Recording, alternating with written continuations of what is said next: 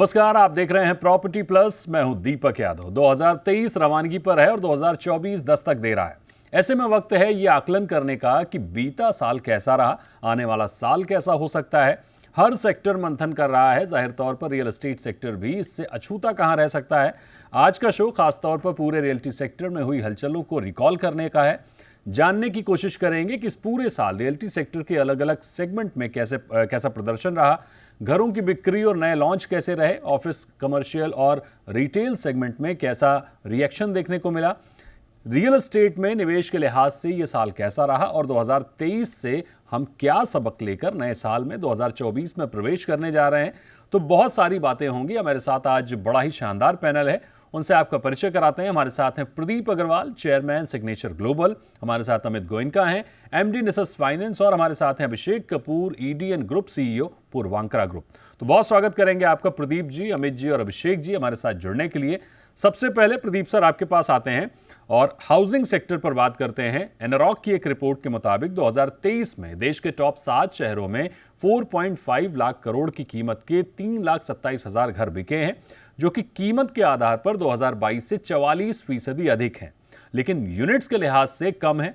2022 में 3,65,000 घर बिके हैं, जो साफ संकेत दे रहा है, ये जो डिफरेंस है वो साफ संकेत दे रहा है कि लग्जरी और अपर सेगमेंट में तेजी है।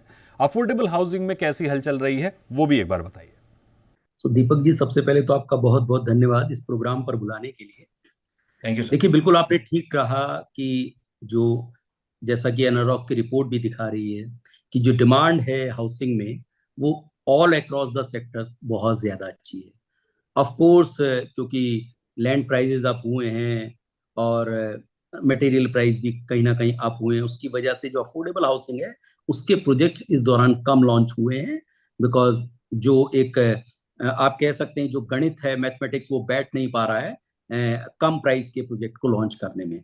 तो इस वक्त जो रुझान ज्यादा है वो मिड इनकम में ज्यादा है। तो जैसा कि आपने भी बताया कि लग्जरी या जो मिड इनकम है वो सबसे ज्यादा इस वक्त उफान पर है। मैं बिल्कुल आपकी बात से सहमत हूं।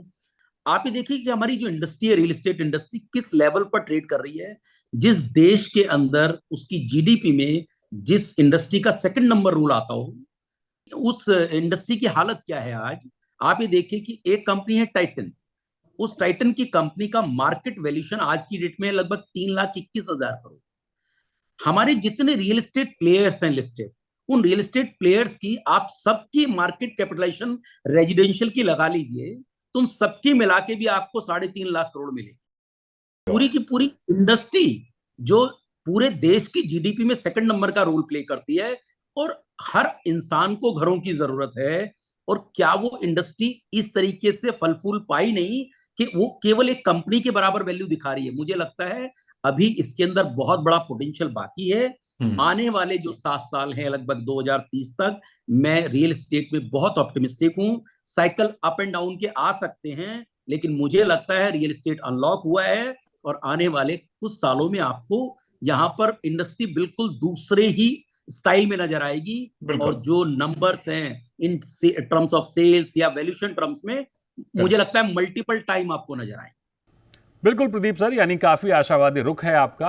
अमित सर, नाइट रैंक की एक रिपोर्ट के मुताबिक 2023 में $3 अरब का प्राइवेट इक्विटी इन्वेस्टमेंट आया है, जो कि 2022 में आए पीई इन्वेस्टमेंट के मुकाबले उतने प्रतिशत ही घटा है जितने प्रतिशत की तेजी कीमत के आधार पर घरों की बिक्री में देखी गई है। यानी रियल एस्टेट में 44% पीई इन्वेस्टमेंट घटा है, लेकिन कीमत के आधार पर घरों की बिक्री 44% बढ़ी है, जिसको बड़ी ही खूबसूरती के साथ डिस्क्राइब किया है प्रदीप जी ने। आप इसे कैसे देखते हैं? धन्यवाद दीपक जी।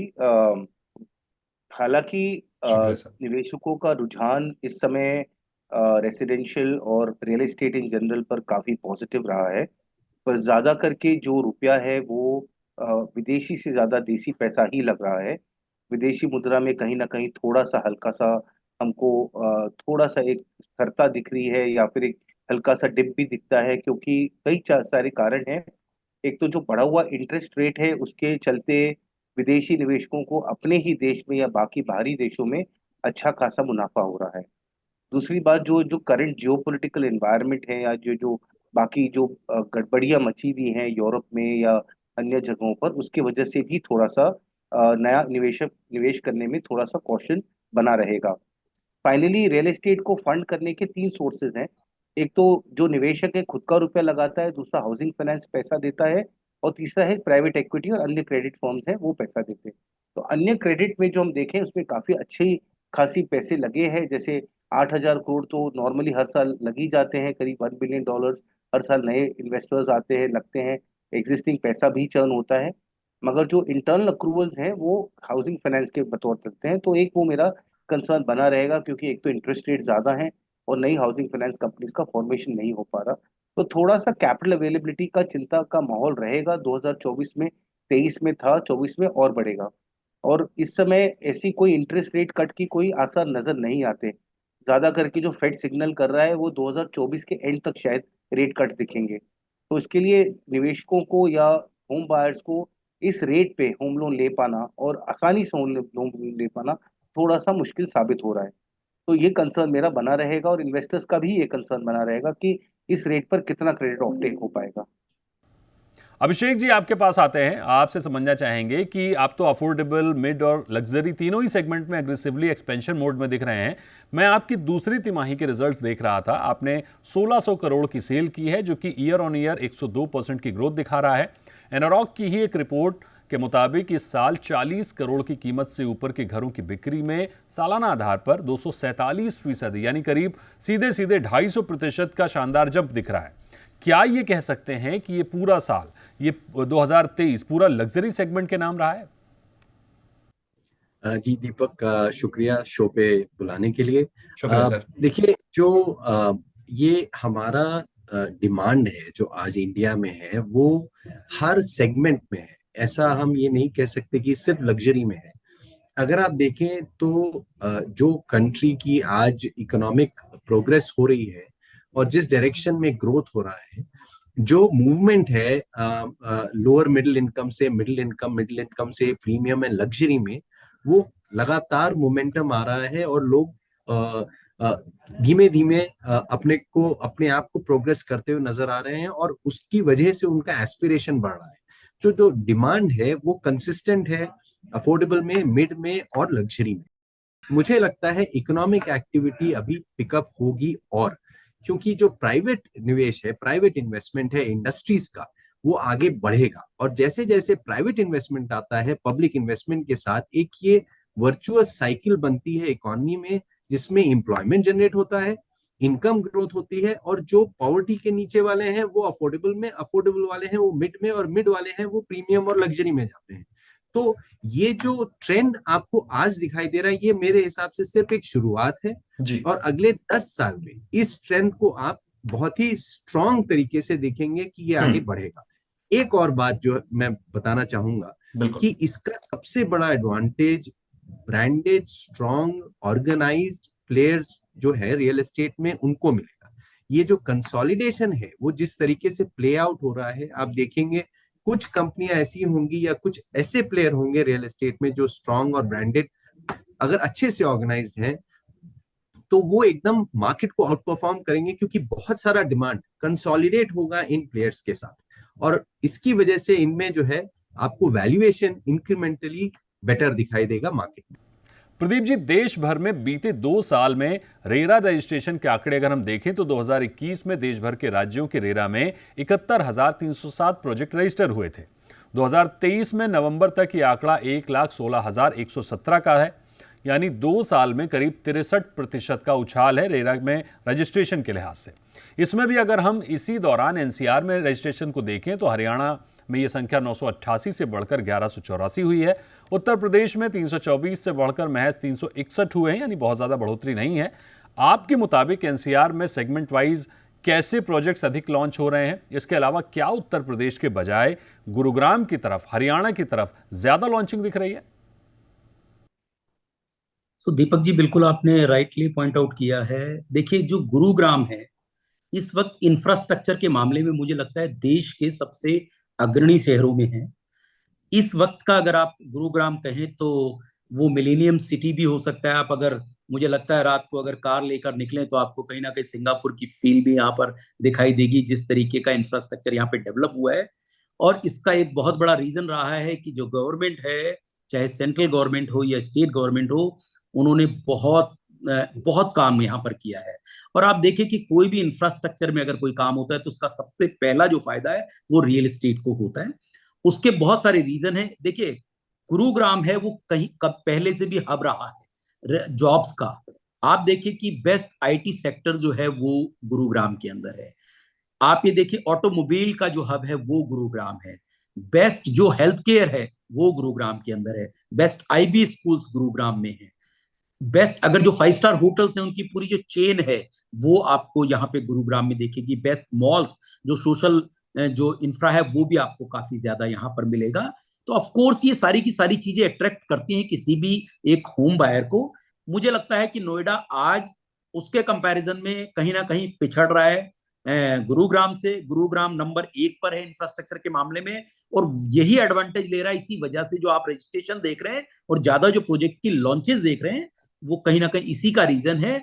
और खास करके अगर मैं मिड इनकम सेगमेंट की बात करूं तो जिस टाइप की ग्रोथ आपने हमारी कंपनी में देखी है उसका रीजन भी यही है कि जितने भी सैलरीड क्लास लोग हैं, यानी पूरी कंपनी के अगर मैं पोर्टफोलियो की बात करूं, जी 75% से ज्यादा लोग हमारे यहाँ जो होम बायर्स हैं वो सैलरीड क्लास लोग हैं। जैसा कि बिल्कुल। अमित जी भी अभी कह रहे थे कि होम फाइनेंस जो है उसके ऊपर ये पिलर है हमारी इंडस्ट्री का, बिल्कुल ठीक है। यही एक रीजन रहा है कि मोस्टली लोग होम लोन ऑप्ट कर रहे हैं, तो उनके लिए इजी एंट्री है और रहने के लिए एक सुविधा है। ईएमआई पे करते हैं और जिंदगी भर के लिए अपना घर बना लेते हैं। मुझे लगता है यही एक एडवांटेज गुरुग्राम को मिला है, और इसी वजह से जो ऑप्टिमिज्म मुझ में दिख रहा है आपको, यही एक रीजन है उसका। जाहिर तौर पर गुरुग्राम में हलचल तेज है। जो बात आपने पहली लाइन में कही कि गुरुग्राम में सिंगापुर वाला फील मिलता है, लेकिन अगर एक्यूआई भी सिंगापुर जैसा ही हो जाए तो बात कुछ और ही होगी। बहरहाल अमित जी, निफ्टी रियल्टी ने 2023 में 77% की ग्रोथ दिखाई है। कैसे देखते हैं आप इसको? क्या निवेशकों को हार्ड प्रॉपर्टी में जाने के बजाय प्रॉपर्टी शेयर में निवेश करना चाहिए? क्योंकि हार्ड प्रॉपर्टी में हद से हद 10% अप्रिसिएशन और 2 से 3% की रेंटल यील्ड देखने को मिल रही है। उसी दौरान अगर आप प्रदीप जी या अभिषेक जी के यहाँ कोई फ्लैट लेने के बजाय उनके शेयर में निवेश कर रहे होते तो शायद ज्यादा बेहतर रिटर्न देखने को मिलता। खैर, इसकी नींव तो प्रदीप जी ने और अभिषेक जी ने पहले ही रख दी है। अभिषेक जी के Q3 रिजल्ट्स आप बता ही चुके हैं, जी और प्रदीप जी ने यह भी बता दिया कि पूरी इंडस्ट्री का मार्केट कैप और एक कंपनी का मार्केट कैप में भी अंतर है। तो 10 साल में कितना बड़ा ग्रोथ हो सकता है। और हाल ही में हमने कुछ डेवलपर्स को पब्लिक जाते भी देखा है कुछ आध महीनों में, और उनकी परफॉर्मेंस बेहतर रहेगी। और आने वाले सालों में जैसे अभिषेक जी ने बताया कि कंसोलिडेशन के चलते जो लिस्टेड है, ब्रांडेड है, कॉर्पोरेट गवर्नड है, कॉर्पोरेट प्लेयर्स हैं, उनकी ग्रोथ तो इनएविटेबल है। देखिए, अगर हम 10 साल का या 5 साल का भी अगर हम ये रन लेते हैं, तो आज मैं 25 से 30% मिनिमम एनुअल ग्रोथ देख रहा हूँ इन कंपनीज के लिए, जो बाकी अन्य इंडस्ट्रीज के बतौर काफी ज्यादा है। बाकी एवरेज CAGR ग्रोथ रेवेन्यू में, EBITDA में 15 से 20% रहा है बेस्ट कंपनीज का। रियल एस्टेट कंपनीज का काफी बड़ा मात्रा में ग्रोथ रहा है। तो क्लियरली इनके स्टॉक प्राइसेस, इनकी मार्केट कैप और इनकी ग्रोथ तो डेफिनेटली बरकरार रहेगी। तो अगर जो रियल एस्टेट के लिए निवेश करना चाहते हैं, हार्ड एसेट नहीं, तो definitely I think stock market एक बहुत बड़ा जरिया बना है। और क्योंकि अब ये स्टॉक्स कुछ चुनिंदे नहीं रह गए हैं, अब काफी बड़ी मात्रा में कंपनीज आ रही हैं, आ चुकी हैं, और उनकी ग्रोथ हमको दिखती रहेगी। तो डेफिनेटली एक काफी अच्छा ये विकल्प है। दीपक जी की जो कैपिटल है वो अब सिलेक्टिव हो चुका है। वो लार्ज प्लेयर्स की तरफ जा रहा है जो डिफरेंशिएटेड है, जो जो फोकस्ड है। हालांकि ये बात जरूरी है देखना कि जैसे प्रदीप जी ने बताया कि जो डेवलपमेंट कॉस्ट है, प्रोडक्ट कॉस्ट से काफी हद तक बढ़ चुका है। तो अब इस पे क्या निरंतर कोई कोई नियम आ पाएगा, इस पे कोई हम निरंतर ला पाएंगे? क्योंकि एक एस्केलेशन की बियॉन्ड, हालांकि पर कैपिटा GDP डेफिनेटली बढ़ी है, मगर अब्जॉर्प्शन कैपेसिटी भी उतनी क्या बढ़ पाएगी वो देखना अभी भी बाकी है। तो 24 को मैं एक ऑप्टिमिस्टिक कॉशन से देखता हूँ। ऑप्टिमिज्म है, मगर कॉशियस एनवायरनमेंट थोड़ा बना रहेगा निवेशकों के माइंड में। मेरा अगला सवाल अभिषेक जी आपसे होगा। हम जिक्र कर रहे हैं रिटर्न की, ROI की और रेंटल यील्ड की। ऐसे में अगर हम प्रॉपर्टी में सीधे तौर पर निवेश को देखें तो आपने कैसा रिटर्न देखा है भारतीय रियल एस्टेट में इस साल? क्योंकि जब हम कंपेयर करते हैं दुबई के साथ, सिंगापुर के साथ, UK के साथ, तो हमारी प्रॉपर्टी के रिटर्न में काफ़ी अंतर देखने को मिलता है। तो बीते एक साल में अगर हम एप्रिसिएशन और रेंटल यील्ड के लिहाज से देखें तो आपका रुख क्या होगा? देखिए, दो चीजें हैं इसमें दीपक जी। एक तो स्टॉक मार्केट और रियल एस्टेट में परचेज दो अलग कैटेगरी है इन्वेस्टमेंट का, और उसको उस तरीके से देखना चाहिए। क्योंकि जैसे स्टॉक मार्केट में अगर आपके पास 1 लाख रुपए हैं तो आप 1 ही लाख रुपए लगाते हैं, जनरली उसको लेवरेज करके नहीं लगाते हैं। जहां तक रियल एस्टेट का सवाल है, अगर आपके पास 1 लाख रुपए है तो आप लेवरेज करके, मतलब आप होम लोन लेकर के करीब करीब 10 लाख रुपए का अपार्टमेंट खरीदते हैं। और जो आपका इन्वेस्टमेंट है, जो निवेश है, वो 1 ही लाख रुपए है, जिसमें अगर 10 लाख रुपए का जो प्रोडक्ट है लॉन्च में आपने लिया, अगर 15 लाख हो गया तो करीब करीब 5 लाख रुपए का अप्रिसिएशन हो गया ओवर कि जब से शुरू हुआ प्रोजेक्ट और कंप्लीशन तक 4 से 5 साल में। और अगर आप इंटरेस्ट माइनस भी करें तो वो रिटर्न बहुत ही अलग तरीके से देखना चाहिए, और उसको शेयर मार्केट के रिटर्न के साथ हम उस तरीके से नहीं कंपेयर करना चाहेंगे। एक दूसरा वो कैपिटल अप्रिसिएशन है, और जो रेंटल अप्रिसिएशन है, आपने एकदम ठीक कहा, रेजिडेंशियल रियल एस्टेट में जो रेंटल अप्रिसिएशन यील्ड है वो रिलेटिवली कम है इंडिया में। लेकिन आज जितने लोग खरीद रहे हैं, देखिए हमारी आज जो डिमांड है वो बहुत ही एंड यूजर ड्रिवन डिमांड है, ये इन्वेस्टर ड्रिवन डिमांड नहीं है। और वो सबसे इंपॉर्टेंट फैक्टर है कि आज रियल एस्टेट में जो उछाल है, जो अब्जॉर्प्शन आप देख रहे हैं, ये एंड यूजर ड्रिवन है, जिसको या तो घर अपग्रेड करना था, या वो एक इंफीरियर, जैसा प्रदीप जी ने पीछे कहा कि एक वो old NCR, old Delhi area से या दिल्ली एरिया से निकल के गुरुग्राम में आ रहे हैं, वो एक लोकेशन अपग्रेड कर रहे हैं क्योंकि उनको नई अम्यूनिटी, नई फैसिलिटी, नई जगह पे नए इंफ्रास्ट्रक्चर में जाना है। तो अपग्रेड का जो ये साइकिल है, ये अपग्रेड का साइकिल एक अलग ही एंड यूजर डिमांड है, ये इन्वेस्टर डिमांड नहीं है। और आप आज देखें पूरी इंडस्ट्री में इन्वेस्टर नॉर्मली, पहले अगर आपको ध्यान होगा 2005-2007 की साइकिल में बहुत लोगों ने कई अपार्टमेंट खरीदे। आज वो ऐसा नहीं है कि एक आदमी 3-3, 4-4, 5-5 अपार्टमेंट, ऐसा नहीं है। आज एक इंडिविजुअल एक ही अपार्टमेंट खरीद रहा है, एंड यूजर खरीद रहा है, या अपने बच्चों के लिए खरीद रहा है फॉर एग्जाम्पल। तो जो आज डिमांड है वो डेफिनेटली एंड यूजर ड्रिवन है, और इसके लिए हमें ये विश्वास है कि ये कंसिस्टेंट रहेगी और फ्यूचर में आगे बढ़ती रहेगी। लेकिन इसको स्टॉक मार्केट से कंपेयर करना मुझे लगता है ठीक नहीं होगा।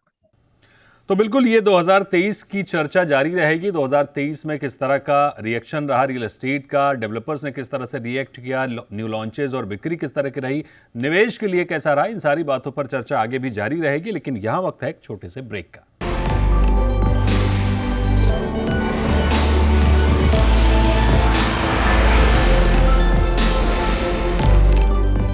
Welcome back. आप देख रहे हैं प्रॉपर्टी प्लस, और आज प्रॉपर्टी प्लस में हम ये जानने समझने की कोशिश कर रहे हैं कि दिसंबर खत्म है, नया साल आने को तैयार है, तो ऐसे में 2023 कैसा रहा और 2024 के लिए क्या कुछ संकेत बन रहे हैं। तो चर्चा को आगे बढ़ाते हैं, मेहमान हमारे साथ जुड़े हुए हैं। अभिषेक जी, एक और इंटरेस्टिंग सवाल आपसे ही जानना चाहेंगे कि अगर कोई 1 करोड़ रुपए निवेश करना चाहे तो आपके प्रोजेक्ट में जाना ठीक रहेगा या फिर आपके शेयर में निवेश करना ज्यादा बेहतर होगा? देखिए, अगर मैं 1 करोड़ के साथ बैठूंगा तो मुझे लगता है कि मैं डिस्ट्रीब्यूट करूंगा मेरे इन्वेस्टमेंट को, और हर अपॉर्चुनिटी को आइडेंटिफाई करूंगा और अपने पोर्टफोलियो के इस तरीके से देखूंगा कि एक पार्ट इन्वेस्टमेंट मैं रियल एस्टेट में करूं और part investment definitely stock market में करूं। प्रदीप सर, यही सवाल आपसे भी होगा, निवेश के लिए क्या करें, आपके प्रोजेक्ट में जाएं या फिर आपके शेयर्स में जाएं? सो दीपक जी, मैं थोड़ा सा डिफर करूंगा इसमें अभिषेक जी से। मेरा बिल्कुल सिंपल आंसर रहेगा कि ये दोनों जो सेगमेंट है बिल्कुल अलग हैं। जिन लोगों को घर खरीदना है वो घर में ही इन्वेस्ट करेंगे। अगर मेरे पास भी पैसा है तो मैं पहली चॉइस मेरी हमेशा घर ही होगी, क्योंकि ये एक ऐसी चीज है जो एक जो माइंडसेट है, इंडियन माइंडसेट, आप उसमें देखिए, उसमें रहता है कि सबसे पहले घर होना चाहिए। उसके प्राइस को वो डेली चेक नहीं करते हैं, क्योंकि रियल एस्टेट मार्केट बहुत सेंसिटिव है। Correct. जो के अंदर डिफरेंट डिफरेंट मेजर्स, यानी आज ग्लोबली कुछ होता है तो उसका इंपैक्ट भी यहाँ जाता है। तो मुझे लगता है कि अगर स्टेबिलिटी माइंड से जाना है तो आपको प्रॉपर्टी में इन्वेस्ट करना चाहिए शेयर्स की बजाय। अमित सर, आपसे भी इसी पर जवाब चाहेंगे कि आप क्या करेंगे, आप हार्ड प्रॉपर्टी में निवेश करना पसंद करेंगे या फिर प्रॉपर्टी शेयर्स में? सर, मैं तो लेंडर हूँ रियल एस्टेट पे, तो मैं तो लोन ही दूंगा दोनों को क्योंकि मेरी सिक्योरिटी बनी रहेगी। मेरे को रेंटल यील्ड से ज्यादा यील्ड मिलेगा और मेरा कैपिटल सिक्योर्ड है। तो इसके लिए मैं तो आज भी, अगर हमारे जो गेस्ट हैं, अगर कॉर्पोरेट बॉन्ड्स इशू करना चाहें तो डेफिनेटली मैं तो बॉन्ड इन्वेस्टर हूँ और मैं उसी को प्रेफर करता हूँ, बिकॉज वो यील्ड्स काफी सिक्योर्ड हैं काफी हाईली कवर्ड है, इनके एंटरप्राइज वैल्यू से सिक्योर्ड है, तो मेरे लिए वो बहुत बड़ा अपॉर्चुनिटी रहता है। हैविंग सेड दैट, डेफिनेटली देखिए, हमारा एक व्यू रेंटल हाउसिंग की तरफ भी बना है।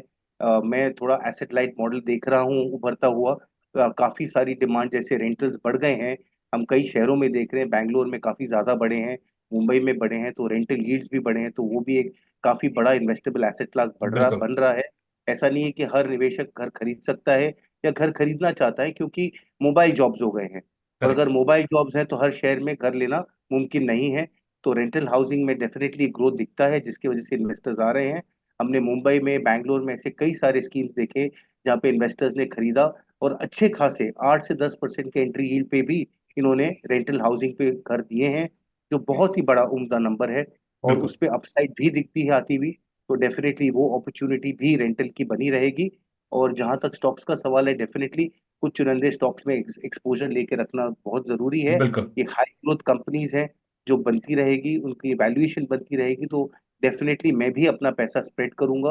बट घर खरीदने की मेरी इस समय कोई मंशा नहीं है। बिल्कुल, ये बड़ा इंटरेस्टिंग है कि आज के समय में रियल एस्टेट में चौतरफा तेजी देखने को मिल रही है, बात चाहे टॉप कंपनियों की बिक्री की हो या फिर उनके शेयर्स की। हालांकि हम बात कर रहे थे 2023 में रियल्टी सेक्टर में कैसी हलचल रही, तो पूरा साल कैसा रहा, लेकिन बात थोड़ी प्रॉपर्टी निवेश की तरफ मुड़ गई। बहरहाल, अगर पूरे साल को देखें तो प्रोजेक्ट लॉन्च अच्छे रहे हैं, साथ ही 86% प्रोजेक्ट डिलीवर हुए हैं, जो कि बहुत अच्छी बात है।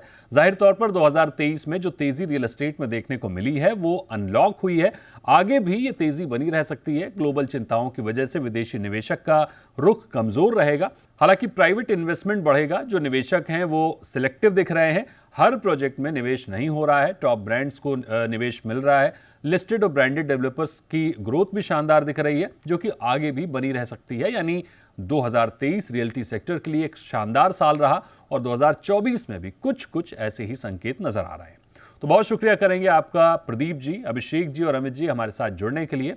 तो आज प्रॉपर्टी प्लस के इस शो में फिलहाल इतना ही। अगले शो में हाजिर होंगे किसी और टॉपिक के साथ। तब तक के लिए नमस्कार।